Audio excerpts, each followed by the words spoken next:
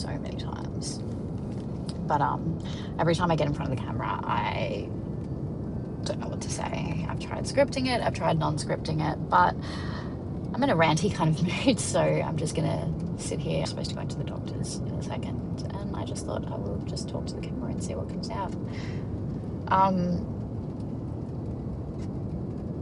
This year has been really shit for everyone, I know.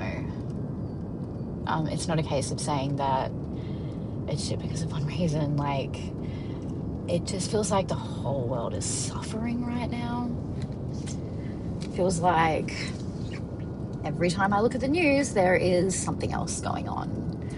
I'm an artist, and the whole AI thing is also really, I don't know, it kind of feels like, what is the point in creating and putting myself out on the internet? Because if I make physical products, like if I do, you know, make clothes, then I have a chance of China ripping it off. I still go onto AliExpress and see photos of crowns that I made when I was like using an iPhone 6S, making little crystal crowns, to take the photos, and I see those photos on AliExpress sometimes, and it's kind of disheartening. And that was always a reason why I didn't want to kind of get back into being creative now, versus when I did actually have a business called Love Pretty Little, and I was like starting to kind of make a name for myself, but I just got really depressed and gave it all up because of the whole being copied from China thing. But now it's being copied from someone typing in a sentence. Like, I don't know, this is not meaning to be a video ranting about AI. This is just someone talking to you from their car.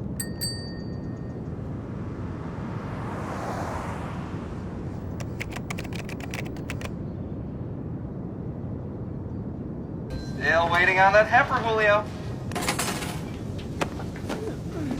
Fuck you, fuck you, fuck you. You're cool. And fuck you, I'm out.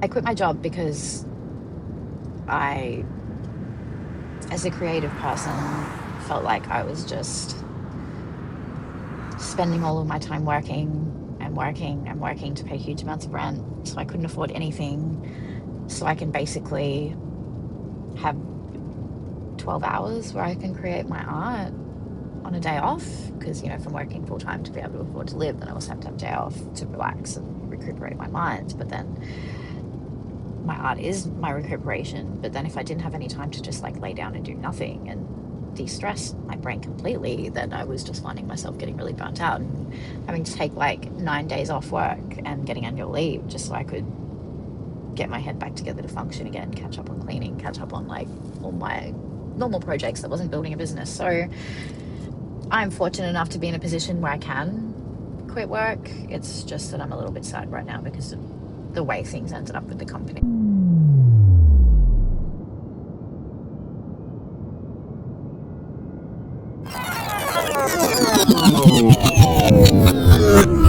Yeah, so now I'm in a position where I'm supposed to be going fully forward into my business, but instead of me being like happy and excited to go on to the next step, I'm just,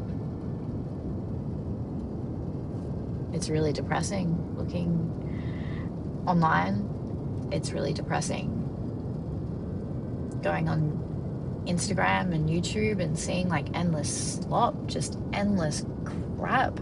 I was scrolling through YouTube podcasts last night, and there was like 5 different AI generated Mr. Ballin channels. And that's just the 5 different ones I saw last night. It's just, it's insanity. Like, it's insanity. And the thing is that these channels had like millions and millions and millions of views, but I could spend months putting together something that comes from a piece of my soul, and it has like 180 views kind of thing. So it's just, it's a little bit disheartening, but I do feel like we as artists need to suck it up, for a lack of a better term. I think that it's really disheartening to have to be an artist and have to rely on Instagram and social media and things, because we're fighting a losing battle. Just something I thought about the other day is that, like, people made art before there was social media. People made livings as artists. They just had to be a little bit more, you know, interesting about marketing themselves. And so I think that it's not comfortable for us to be in front of a camera and have to like be like, hey, buy my stuff. But, you know, maybe there are other ways. Like, a random idea that I had is getting a busking license, perhaps, and doing some kind of physical sculpture or something that is interactive, maybe something that is portable, and something that I can take with me to hang in Pitt Street Mall or something like that. It's just, I think that we need to keep going. I think that as artists we need to keep fighting. We need to fight back against the tariffs, against the discrimination, against the shutdowns, against everything, the AI, the wars, all of it.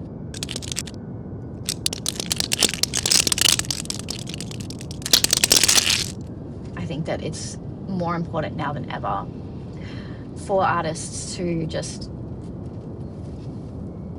be and just do something. I know that it's hard for us to get in front of a camera and say, buy my stuff, but maybe get unique about it. Maybe you don't have to be in front of a camera. Maybe you can do a zine and go give it to people on the street. Maybe you can hand out business cards to everyone you meet, or like walk into stores that might buy your stuff and like take some samples of your stuff, like little independent stores and like maybe consignment stores and stuff, and just take some samples in there and say, hi, will you give me a shot? Maybe a group of artists can get together and we can all like do a little pop-up store in Sydney or something like that. Like, I don't know. There has to be something. There has to be a way for us to fight back against all this bullshit. Because I, for one, am sick of it. I'm depressed. Can't deal with dealing with the general public and the negativity and the everything, and I can't deal with being on social media. I've actually deleted all the social media off my phone. I do still have it though. It's all on my iPad, because that's where I do a lot of drawing and stuff. But I also know that if I have it not on my phone and on my iPad, I tend to like pick up my iPad to want to do like drawing or something like that. So if it's on my iPad, I'm not going to want to spend a whole lot of time doom scrolling, and so far for the last week or so it's worked, so I'm going to keep that up. But yeah, I guess I didn't necessarily want to come on here and rant and be depressed, but it's raining, so I guess it's the mood right now. Just, yeah. Life is good. I'm excited about the future, but I'm also unsure. I'm scared. I am what I would classify as an intuitive person, and I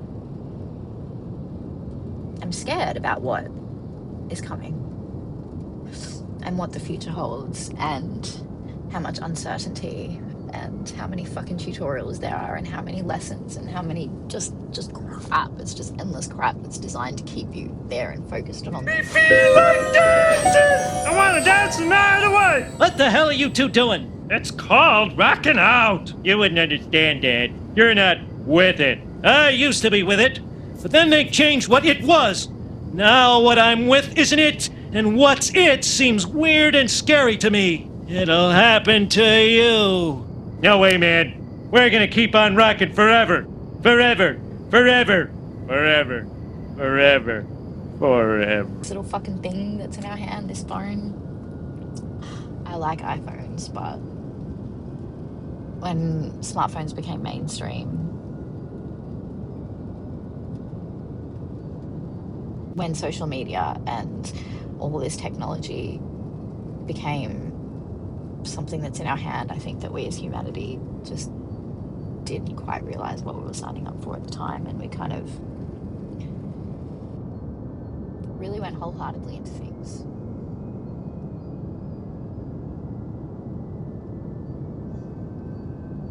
I feel like as millennials, we all didn't have access to anything, and so we were streaming. Like, we were downloading things legally, and then when streaming came along, we just happily signed our lives away to endless. Facebook came along and they changed the algorithm from who you made, like the people you followed, to like this endless algorithm. Oh god, it was horrible. I hated it at the time and I hate it now. I remember the day that you used to get to the end of your Instagram feed. I remember the day that if you had 10,000 followers, then 10,000 people would see your posts. A day that our entire lives, our entire interests, our entire futures, our entire fucking everything was not dictated and controlled by like 5 billionaires who have implemented robots that will happily let all the child pornography go through. They'll happily leave the pedophiles on the social media, but like artist account and genuine humans accounts are being shut down. Where we are all going to have to sign our lives away to a digital ID. It's just... Welcome to the future. This is exactly